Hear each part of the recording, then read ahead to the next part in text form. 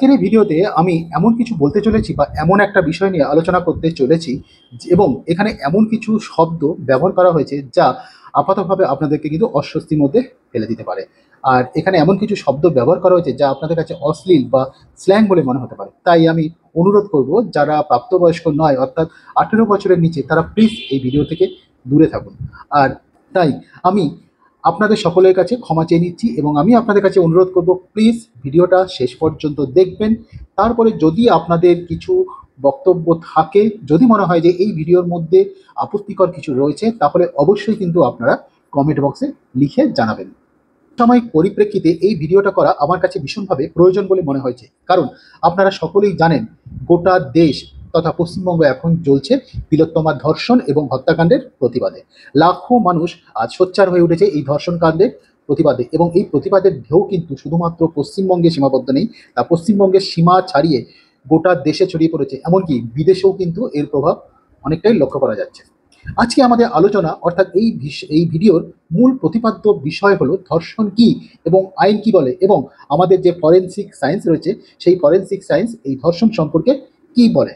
এইটা নিয়ে কিন্তু আজকে আমার এই ভিডিও আলোচনা। প্রথমে বলে রাখি যে ধর্ষণ শুধুমাত্র ধর্ষকের দ্বারা ধর্ষিতার উপর অত্যাচার বা যৌন নিপীড়ন তা কিন্তু নয়, এটা কিন্তু একজন মহিলাকে মানসিকভাবেও খুন করে ফেলে। আর ধর্ষণ মানে কিন্তু আমাদের ভারতবর্ষের সংবিধান অনুসারে আর্টিকেল 21 অর্থাৎ জীবন এবং ব্যক্তিগত স্বাধীনতা সম্পর্ক যেখানে বলা আছে, তাকেও কিন্তু লঙ্ঘন করা বোঝায়। এই সংবিধানের 21 নম্বর আর্টিকেল অনুসারে একজন ব্যক্তি তার স্বাধীনভাবে চলাচলের অধিকার পেয়ে থাকেন এবং স্বাধীনভাবে নিজে কোন জায়গায় বসবাস করবেন সেই সিদ্ধান্ত কিন্তু উনি নিতে পারেন, এবং যে কোনো বৈধ পেশা বেছে নেবার অধিকার কিন্তু তার রয়েছে, এবং কোনো পেশায় নিয়োজিত হবার স্বাধীনতাও কিন্তু উনি পেয়ে থাকেন। এটাই কিন্তু ভারতের সংবিধানের 21 নম্বর আর্টিকেল যে কোনো মানুষকে দিয়েছে। ধর্ষণ একজন মহিলার মানসিক এবং শারীরিক সুস্থতাকে সম্পূর্ণরূপে ভেঙে দেয় এবং তাকে একটা গভীর মানসিক যন্ত্রণার মধ্যে ফেলে দেয়, এবং তিলে তিলে তাকে মৃত্যুর দিকে নিয়ে চলে, এবং বলতে গেলে সেটা এক প্রকার জীবন মৃত অবস্থা, অর্থাৎ বেঁচে থেকেও মরে যাবার সামিল। কারণ আজও আমরা দেখি, যদি কোনো মহিলা ধর্ষিতা হয়ে থাকেন, সকলেই কিন্তু তার দিকে আঙুল তুলে থাকেন যে ওই মেয়েটা কেন রাত্রিবেলা বাইরে বেরালো, ওই মেয়েটা কি দরকার ছিল বাইরে বেরানোর, কেন সে ছোট জামা কাপড় পরবে, কেন সে বডি রিভিলিং জামা কাপড় পরবে, কেন সে ঘরে থাকবে না, এরকম অনেক প্রশ্ন। কিন্তু কখনো কিন্তু ধর্ষক অর্থাৎ সেই পুরুষটার দিকে কিন্তু আঙুল তোলা হয় না। ভারতের পূর্বতন ইন্ডিয়ান পেনাল কোড অর্থাৎ আইপিসি তার 375 এবং 376 নম্বর ধারায় এই ধর্ষণ সম্পর্কে বিভিন্ন রকম সংজ্ঞা এবং তার শাস্তির কিন্তু প্রতিবিধান রয়েছে। আর ভারতীয় ন্যায় সংহিতা, যেটা 2023 সালে ডিসেম্বর মাসে চালু হয়েছিল, সেখানে 63 থেকে শুরু করে 70 নম্বর সেকশন পর্যন্ত ধর্ষণ সম্পর্কে সংজ্ঞা এবং তার শাস্তিবিধান সম্পর্কে কিন্তু বলা হয়েছে। এবারে আজকের আমি আলোচনা এর মধ্যে সীমাবদ্ধ রাখবো যে ধর্ষণ বিষয়টা কি, কি কারণে একজন মহিলা ধর্ষিতা হতে পারেন বা কোন পরিস্থিতিতে একটা ধর্ষণ হয়ে থাকে, সেটাই কিন্তু আমরা বলবো। ভিডিওটা আপনারা শেষ পর্যন্ত দেখুন, না টেনে। এবার চলুন, ভারতীয় ন্যায় সংহিতার 63 নম্বর সেকশনে কি বলা আছে। সেখানে বলা আছে যে ধর্ষণের অ্যাকচুয়াল সংজ্ঞা, অর্থাৎ ঠিক কি কারণে একজন মহিলা ধর্ষিতা হতে পারেন। আমি আবারও আপনাদের সকলের কাছ থেকে ক্ষমা চেয়ে নিচ্ছি যে এই সংজ্ঞা দিতে গিয়ে কিন্তু আমাকে এমনভাবে ব্যাখ্যা করতে হতে পারে যা আপনাদের কাছে কিন্তু ভীষণভাবে অস্বস্তিকর মনে হতে পারে। চলুন এবার আমরা সরাসরি ধর্ষণের সংজ্ঞাতে চলে যাই। ধর্ষণের সংজ্ঞা বুঝতে গেলে মূলত বুঝতে হবে যে এটি 4টি কারণে হয়ে থাকে আর 7টি পরিস্থিতিতে ধর্ষণ হয়ে থাকে। একটু ঠান্ডা মাথায় আমরা এবার এই বিষয়গুলিকে বোঝার চেষ্টা করি। চলুন। 1. This section defines the rape. It illustrates that a man is said to commit rape if he penetrates his penis to any extent into the vagina, mouth, urethra, or anus of a woman, or makes her to do so with him or any other person. অর্থাৎ বিষয়টি যদি বাংলা করি তাহলে এটাই দাঁড়ায় যে যদি কোনো ব্যক্তি তার পেনিস অর্থাৎ লিঙ্গ কোনো মহিলার ভ্যাজাইনা অর্থাৎ যোনি, মুখ কিংবা মূত্রনালী অথবা অ্যানাস বা পায়ুধারে প্রবেশ করায় বা সামান্যতম যদি স্পর্শও করে থাকেন, তাহলে সেটা কিন্তু ধর্ষণ বলে গণ্য করা হবে। সেটা সেই ব্যক্তি কিন্তু নিজেই করতে পারেন, কিংবা সেই মহিলাকে অন্য কারো সাথে সেই আচরণগুলো করতে যদি বাধ্য করেন। এটাই হচ্ছে প্রথম পয়েন্ট। এবার চলুন দ্বিতীয় পয়েন্টে কি বলছে। সেকেন্ড পয়েন্টে বলছে inserts to any extent any object or a part of the body not being the penis into the vagina, the urethra or anus of a woman, or makes her to do so with him or any other persons.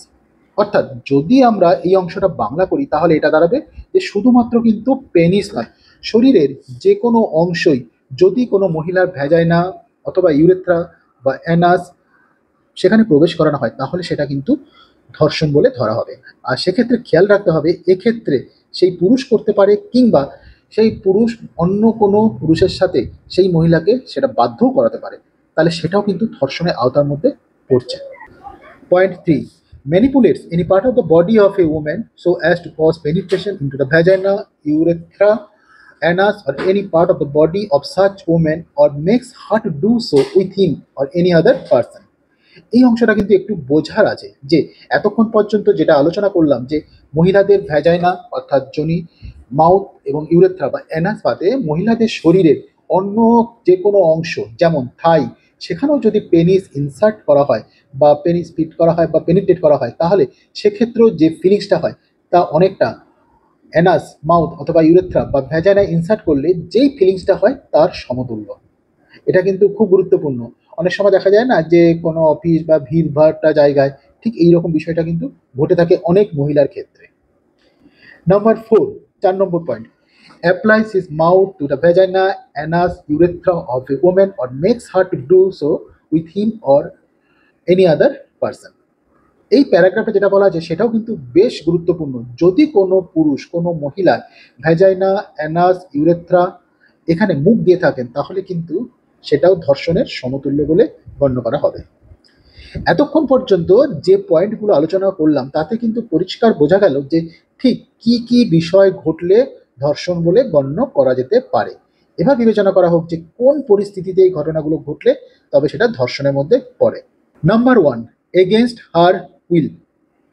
একদম সহজ কথা, যদি কোনো মহিলার ইচ্ছার বিরুদ্ধে তার সাথে যৌন সঙ্গম করা হয় বা উপরোক্ত যে ঘটনাগুলো অর্থাৎ 4টি ঘটনাগুলো বলা হলো সেগুলো যদি করা হয়ে থাকে তাহলে সেটা কিন্তু ধর্ষণ বলে বিবেচনা করা হবে। নাম্বার 2, উইদাউট হার কনসেন্ট, অর্থাৎ যদি কোনো মহিলার সম্মতি না থাকে তাহলে সেটাও কিন্তু ধর্ষণের আওতায় পড়বে। উপরে দুটো পয়েন্ট থেকে কিন্তু একটা জিনিস খুব পরিষ্কার হয়ে গেল, যদি কোনো যৌনকর্মীর সাথেও তার ইচ্ছা বা সম্মতি ব্যতিরেকে যদি যৌন সঙ্গম করা হয় তাহলে সেটাও কিন্তু ধর্ষণের আওতার মধ্যে পড়ে যাবে। Number 3, with her consent, when her consent has been obtained by putting her or any person in whom she is interested in fear of death or of hurt. এটা কিন্তু খুব ইম্পর্টেন্ট। যদি কোনো মহিলাকে আঘাত করে বা মেরে ফেলার ভয় দেখিয়ে তার কনসেন্ট বা সম্মতি আদায় করে সঙ্গম করা হয় তাহলে সেক্ষেত্রেও কিন্তু বিষয়টা ধর্ষণের মধ্যেই পড়ে যাবে। Number 4, with her consent when the man knows that he is not her husband and that her consent is given because she believes that he is another man to whom she is or believes to be lawfully married. অর্থাৎ কোনো মহিলার স্বামী নন এমন কোনো পুরুষ যদি সেই মহিলাকে মিথ্যে বিয়ের প্রতিশ্রুতি দিয়ে সঙ্গম করে থাকেন তাহলে সেটাও কিন্তু ধর্ষণের আওতার মধ্যে চলে আসবে। Number 5, with her consent when at the time of giving such consent by reason of unsoundness of mind or intoxication of the administration by him personally or through another of any stupefying or unwholesome substance, she is unable to understand the nature and consequences of that to which she gives consent.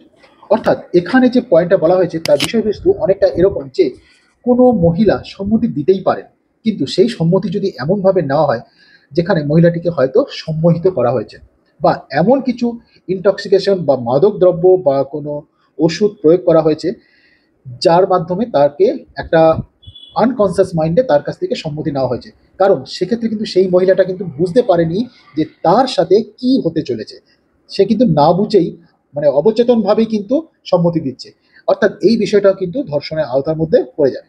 6, with or without her consent when she is under 18 years age. 18 বছরের নিচে কোনো মহিলার সাথে যৌন সম্পর্ক তা সেটা সম্মতিতেই হোক বা সম্মতি বিনাই হোক তা কিন্তু ধর্ষণ বলে গণ্য করা হবে।